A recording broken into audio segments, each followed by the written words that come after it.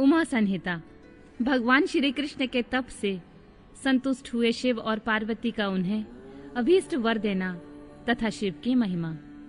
जो रजोगुण का आश्रय ले संसार की सृष्टि करते हैं, सत्वगुण से संपन्न हो सातों भुवनों का धारण पोषण करते हैं, तमोगुण से युक्त हो सबका संहार करते हैं तथा त्रिगुणमयी माया को लांघकर अपने शुद्ध स्वरूप में स्थित रहते हैं, उन सत्यानंद स्वरूप अनंत बोधमय निर्मल एवं पूर्ण ब्रह्मा शिव का हम ध्यान करते हैं। वे ही सृष्टि काल में ब्रह्मा, पालन के समय विष्णु और संहार काल में रुद्र नाम धारण करते हैं तथा सदैव सात्विक भाव को अपनाने में ही प्राप्त होते हैं।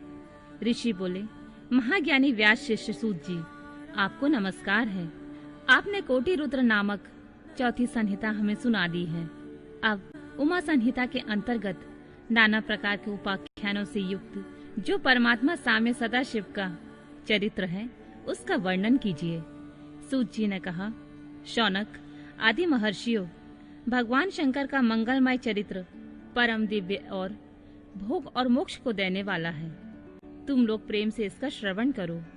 पूर्व काल में मुनिवर व्यास ने सनत कुमार के सामने ऐसे ही पवित्र प्रश्न को उपस्थित किया था और उसके उत्तर में उन्होंने भगवान शिव के उत्तम चरित्र का गान किया था।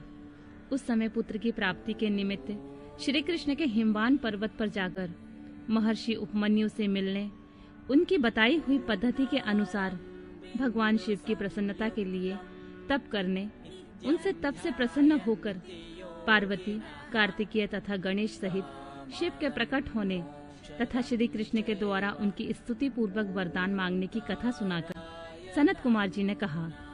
श्री कृष्ण का वचन सुनकर भगवान भव उनसे बोले, वासुदेव, तुमने जो कुछ मनोरथ किया है वह सब पूर्ण होगा।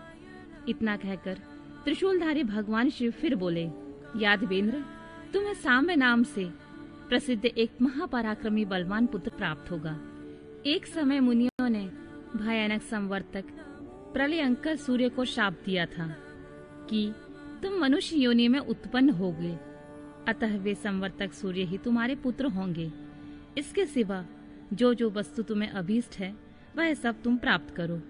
सनत कुमार जी कहते हैं, इस प्रकार परमेश्वर शिव से संपूर्ण वरों को प्राप्त करके श्री कृष्ण ने विविध प्रकार की बहुत सी स्तुतियों द्वारा उन्हें पूर्णतः संतुष्ट किया। तदनंतर भक्त वत्सला गिरिराज कुमारी शिवा ने प्रसन्न हो उन तपस्वी शिव भक्त महात्मा वासुदेव से कहा। पार्वती बोली, परम बुद्धिमान वासुदेव नंदन श्री कृष्ण, मैं तुमसे बहुत संतुष्ट हूँ।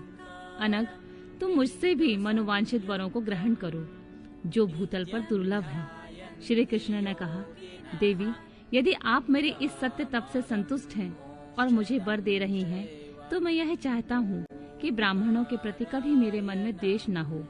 मैं सदा द्विजों का पूजन करता रहूं। मेरे माता पिता सदा मुझसे संतुष्ट रहें। मैं जहाँ कहीं भी जाऊं, समस्त प्राणियों के प्रति मेरे हृदय में अनुकूल भाव रहे। आपके दर्शन के प्रभाव से मेरी संतति उत्तम हो। मैं सैकड़ों यज्ञ करके इंद्र आदि देवताओं को तृप्त करूं।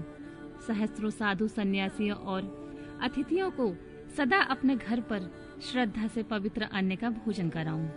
भाई बंधुओं के साथ मिलकर मेरा प्रेम बना रहे तथा मैं सदा संतुष्ट रहूं। सनत कुमार जी कहते हैं, श्री कृष्ण का वह वचन सुनकर संपूर्ण अभीष्टों को देने वाली सनातनी देवी पार्वती विस्मित हो गई। उनसे बोली, वासुदेव, ऐसा ही होगा, तुम्हारा कल्याण हो। इस प्रकार श्री कृष्ण पर उत्तम कृपा करके उन्हें उन वरों को देकर पार्वती देवी तथा परमेश्वर शिव दोनों वहीं अंतर्ध्यान हो गए। तदनंतर केशी हंतक श्री कृष्ण ने मुनिवर उपमन्यु को प्रणाम करके उनसे वर प्राप्ति का सारा समाचार बताया। तब उन मुनि ने कहा, जनार्दन, संसार में भगवान शिव के सिवा दूसरा कौन महादानी ईश्वर है तथा क्रोध के समय दूसरा कौन अत्यंत दुस्सह हो उठता है। महायशस्वी गोविंद दान, तप, शौर्य तथा स्थिरता में शिव से बढ़कर कौन है। अतः तुम शंभु के दिव्य ऐश्वर्य का सदा श्रवण करते रहो। तदनंतर उपमन्यु के द्वारा शिव की महिमा सुनने के बाद उन महेश्वरों को नमस्कार करके वासुदेव नंदन केशव मन ही मन शंभु का स्मरण करते हुए द्वारकापुरी को चले गए।